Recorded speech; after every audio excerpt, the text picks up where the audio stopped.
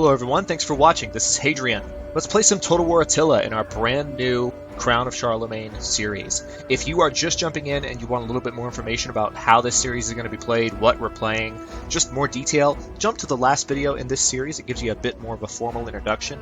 This video is just jumping straight into gameplay. I haven't played yet, I'm super excited about it. So first thing we're going to do is go through the kingdoms, the factions that are available to us to play. We're going to play as Charlemagne, and I'm not going to read this description because it takes a good amount of time, but faction traits we can look at. The sword and the cross. If you wish to be great, lead from the front. Never flinch. Royal splendor, so we get 100% to the general's radius of influence. That basically means that it'll be harder to sneak by a general on the campaign map because he'll have a broader range that his unit kind of occupies and scouts. Integrity, negative 100% penalty from casualties suffered. So morale, we get a morale buffer there. So we can lose a lot and be in better shape than some of the other kingdoms, which is pretty cool. We're going to play on normal, like I mentioned. The difficulty, the initial challenge is actually hard. So that I feel better about my difficulty selection, even though I didn't feel bad about it in the first place.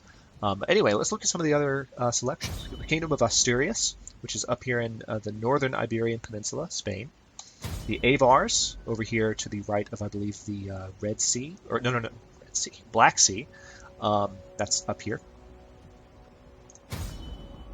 Or maybe not even the Black Sea. I'm not sure what body of water that is, but we'll look. The Emirate of Cordoba, Islam. The Muslims taking over southern Spain in this period of history. So at some point during this campaign, we're going to have a crusade to make sure that they don't expand. That will be fun. Kingdom of the Danes. So they're up here in Denmark, as you would expect. They're also immune to seasickness and high seas attrition, interestingly enough. So they have they have quite the ability to just have a lot of ships out in this area. So if we ever get into a sea war, that could be problematic. Kingdom of the Lombards, not quite the heirs to Rome, but pretty close. They aren't in control of Rome. That's the papacy, but they do control northern Italy, as you can see here. Kingdom of Mercia, which is up in Britain. So they're here, and then Westphalia is over here to our east. So those are the different factions you can play as. We're going to go ahead and start the campaign. Do every act of your life as if it were your last. Marcus Aurelius, Roman Emperor, AD 121 to 180.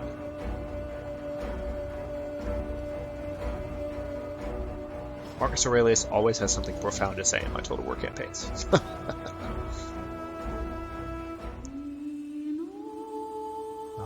Intro cinematic. Let's watch. There have been many kings before you. Many names. Many titles.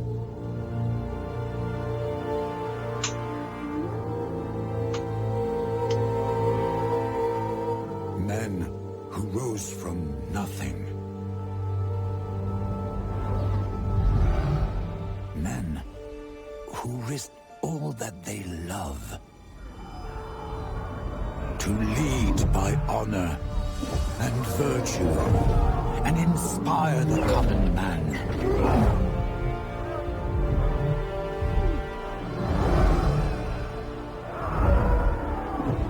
Do you think you're different?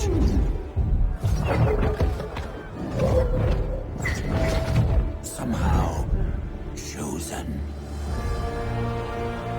Who gave you the right to rule? It wasn't the people. It wasn't God.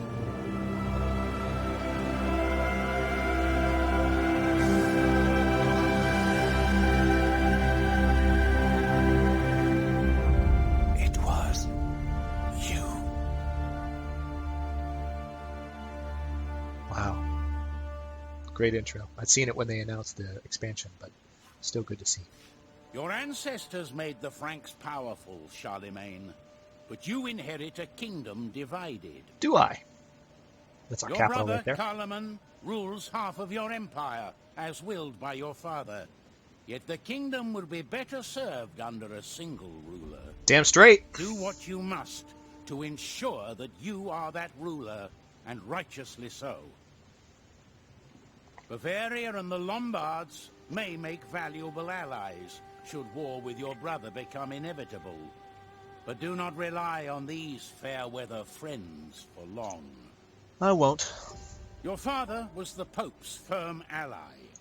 If he calls, the Franks will answer with help. Lombardian ire will be inevitable. Old wounds leave permanent scars, but this should mean nothing to you. Nope. Finally, the Islamic Caliphate grows powerful and greedy in the Spanish Peninsula. You checked their ambition once before, but a more permanent solution is now required.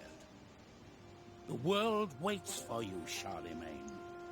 Unify your people behind your banner, and the Frankish kingdom will know no earthly borders. You mean the Holy Roman Empire, right? Okay, here's some war weariness information. I mentioned this in the introduction, but we're going to go over it again. The sign of a great leader is in knowing how far your people can be pushed.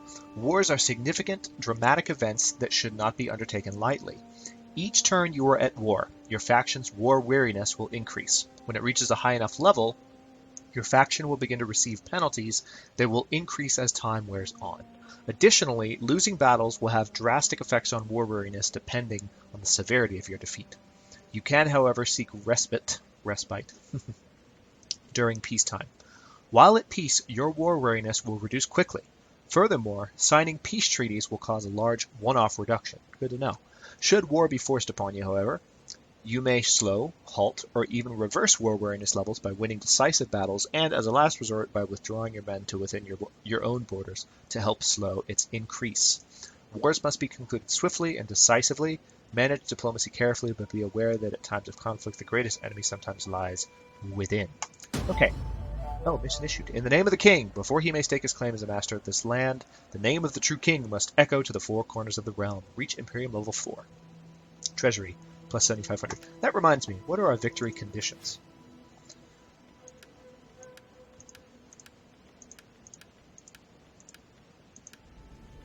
Oh, these are bonus objectives. Okay. Victory objectives. There we go. Reach Imperium level 5 for short victory. Long victory, reach Imperium level 7. Oh. Okay. So, very straightforward conditions. I just have to expand my area of control. That's pretty simple. Let's go ahead and look at our research. Take care of that. As usual, we have military and civic options, turn by turn. Turns in this game are a little bit different. I'll explain that in a bit. But we can either begin researching Lex Salica, which would give me additional public order. That sounds enticing. Or we can research logistics, which would help my forces replenish faster. I'm going to go ahead and go for the public order bonus first, as a bit of an investment. So let's have a look at our territory. The map. This is one thing that's very interesting to us all, right? So this is the map, the full map. Let's see if I can zoom. Yeah, that's all of it right there. Well, we can go a little further north there, but you see what I mean. So Pictland, or what becomes Scotland, England, Ulster and Munster as Ireland. It looks like there's definitely more than 52 cities. There are 52 provinces with a bunch of cities in them, so a lot of territory to conquer. This is us, this green here. Let me see if we can... Yeah, alright, everything in yellow there is us. Everything in green is our brother. Diplomatic status. Okay, this is a good way to look at it. So here are the people we're at war with. We're at war with Westphalia, apparently, and we're at war with Angria. We're also at war with the Duchy of Aquitaine and the Duchy of Gascony. So, it looks like we might be allied with them because there's a green background. Let's take a look at our diplomatic status real quick. Yeah, we're allied with our brother. And yes, we are allied with the Obadrites. Very good. We're at war with Angria, Aquitaine. Yep, as we saw there. All right, tell you what. We are making how much per turn right now? 3283? Let's see if we can increase that. let's go back to diplomacy. Let's see if there's some places that might want to trade with us. Benevento. Welcome, worthy guest. I trust you bring... Awesome. Alright. The theme of Sicily. Today's greetings to you. Speak. Awesome.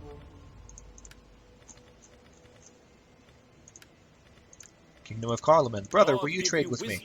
So that you may... Brother! I just got rejected by my brother. Now I really want to conquer him. The Lombards. Will you trade with me? Speak your speech so that I may... No. Speak your speech. No. Duchy of Bavaria. I welcome you on behalf of the people. Awesome. Alright, so we got a trade agreement there. Just going to help us get additional income every turn. Who else? Brittany, would you like to trade with me? Met, friend. Yes, you would. Excellent. Spoleto. I welcome Would you like on to behalf trade? of the people. No, they would not. The Duchy of Provence. Be welcome, Would you like to trade? but make... Yes, you would.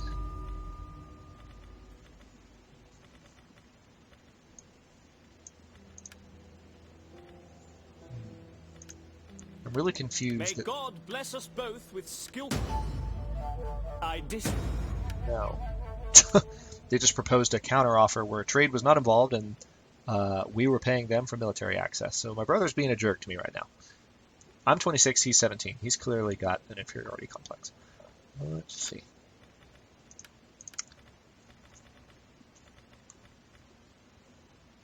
Asturias, can I trade with you? Be welcome, but may God... Yes, I can. Very good. Alright, so we're definitely getting some more trade goods now. Alright, so our income's gone up by about 1,000 every turn, so that's good. Let's have a look at our buildings. So Austrasia, this is our main province area. You can see the new building art here. It looks good.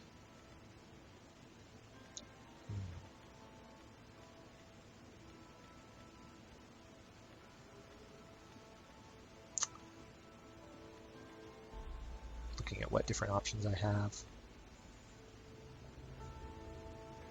Let's go ahead and build a barracks in Aachen. So we also control Franconia with its Hallstatt, Wurzburg, and Frankfurt. These three. We control West Aquitaine, Poitiers, and Bourges. Is that how you pronounce that? Bourges, maybe? We can also build... Yeah, we can build a barracks in Poitiers, but it looks like Poitiers is about to be attacked. There's a couple of armies here that are getting frisky. Can I really... Do I have to be at war with all of you at once? Be welcome, and may God... Is there any way I can negotiate Welcome, history? but expect... What about some of the other folks up here? Do I have to be at war with you right now? Come, let me hear you. Apparently he... My time is spent. Okay, so we're fighting everybody. That's just what's happening. Let's look around. Alright. We also control... This is just the province of France. Paris is not in our control. Our brother controls Paris. But Tours and Chartres, or is it Charts? I forget how to pronounce that exactly. I'll have to look it up. So this gives us really good additional public order if we build this church. Let's go ahead and do that. Commander? And here's Charlemagne. We're going to move him down to Poitiers, just in case they decide to get frisky. And we can do some additional recruiting as well. Are you ready to serve? We need good... So I have, looks like I have spearmen, 2 swordsmen, 2 archers. Come, fight with us. It is a great and glorious thing to serve your people. So we've just arranged for extra swordsmen and extra spearmen. I'd rather have an extra archer first. So extra archers and extra swordsmen for the king's army. How may I serve? We have a spy. Let's go ahead and move them. Well, let's go ahead and just deploy him. That way if there's any enemy spies, they'll come in here. Oh, we have a priest as well. Very good. So a priest can be used to inspire the populace and improve public order here. Alright, so they have some armies in our territory there, and it looks like they might be about to come in and do something here. Or maybe... oh, no, here. Wow, okay. So we start off in not the best position, really. Let's go ahead and move this army to Bayeux and start moving in that direction. We'll hopefully do some damage. But they will probably do some damage to me first. What else? Alright, yes, let's look at our family. So we have Charlemagne. We have a son. Very good. This is our brother and his wife. Our wives look identical. That's creepy. Okay, what can I do rank-wise? Whoa, what the... That's different. It's giving me the opportunity to... Anyone who's played Total War Attila before knows that these offices that grant you... I mean, look here at Count of the Palace, for instance. You get additional personal influence for that character, additional loyalty from that character, and then you get additional public order for all provinces for having a character in that position. But you have to work your way up to that in the core game. In this game, it appears I can just immediately assign people to stuff. That's throwing me off. Well, let's... These are our other nobles. We can't really assign anyone to the offices from within our family. But let's take a look here. So this is a politician. This guy here, Egehard. He gets additional influence. So he needs to go ahead and start moving up the rank. I don't trust this. Like, I'm going to go ahead and put them in low ranks and move them up anyway. Because I have a feeling that if I try to put them in, say, the top position right away, the game will just say no. Like, it'll waste a turn and nothing good will happen. Right, so this guy also. This guy has... Oh, cool. Alright, so we're going to put all them in the lowest ranks possible. Let them start moving up. So, what else is there to do? Summary.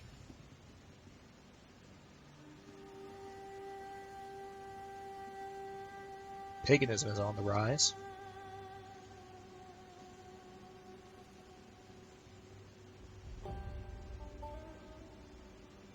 So we've got a food surplus right now. Always good.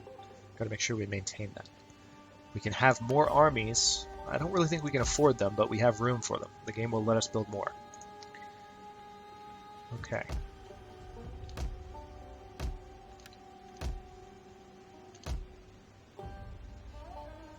Still have 400 gold. Taxes. Your faction's produce can be traded with other factions once you've set up a trade agreement between you via... Yes, I know. I've already done that. Thank you. I feel like there's one more thing I need to look at.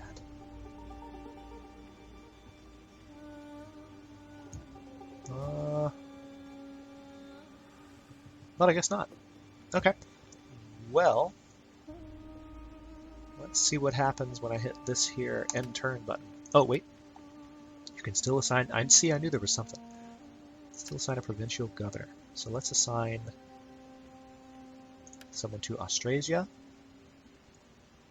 Someone to West Neustria. We have one more governor possibility. Politician, this guy here. We need him to be governor.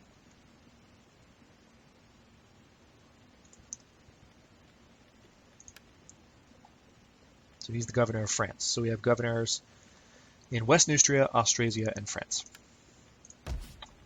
And we can issue some edicts, either bread and circuses or auxiliary support. Let's do bread and circuses. Okay. So that's that. Now let's hit the end turn button.